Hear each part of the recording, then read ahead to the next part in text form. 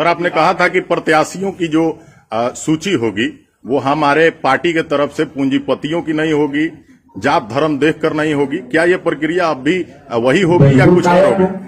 आप बता दीजिए कि कहां पर जन स्वराज का कौन प्रत्याशी घोषित किया गया है जो यहाँ का बहुत बड़ा पूंजीपति है या जिसके बारे में चर्चा हो कि भाई ये प्रशांत किशोर को जन स्वराज को 5 करोड़ रुपया देकर टिकट लाए। सर, चूंकि अभी लिस्ट जारी नहीं हुई है इसलिए एक उम्मीद की जा रही है, क्या वही प्रक्रिया जारी रहेगी? आप उम्मीद कर रहे हैं तो आपका धन्यवाद है कि कम से कम आपको इतनी उम्मीद तो जन स्वराज से है कि जन स्वराज टिकट नहीं बेचेगा।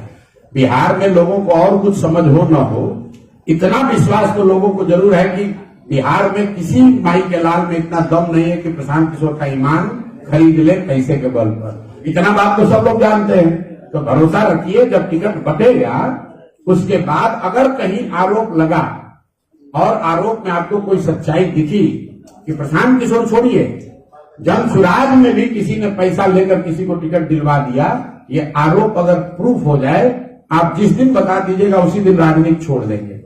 किसी का, फिर से रिपीट कर दे रहा हूं, बिहार में न किसी के पास इतना पैसा है न उसमें दम है कि आकर हमारे ईमान को खरीद सके।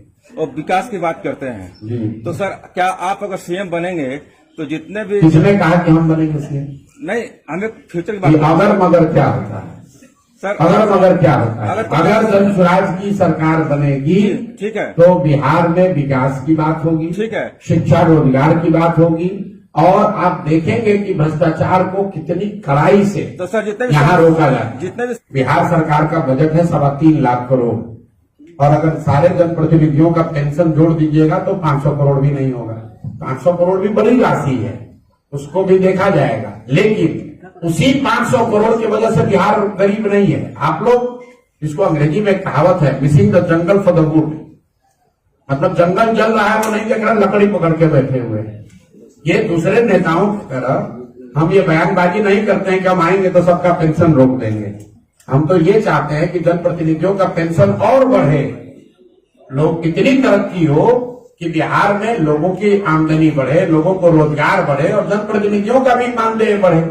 गोवा में, ध्यान से सुनिए, गोवा में प्रति व्यक्ति आय है 2 लाख रुपए। वहां पर एमएलए को सबसे ज्यादा मानदेय मिलता है देश में। बिहार में प्रति व्यक्ति आय है देश में सबसे कम और यहाँ सबसे कम लोगों को मिलता है मानदेय। यहाँ के वार्ड सदस्य को, यहाँ के मुखिया को, यहाँ के सरपंच को, यहाँ के प्रमुख को जन स्वराज की व्यवस्था बनेगी तो उसको 2 गुना, 3 गुना, 4 गुना ज्यादा पैसा मिलेगा, क्योंकि हम लोग सत्ता और संसाधन के विकेंद्रीकरण के पक्ष में हैं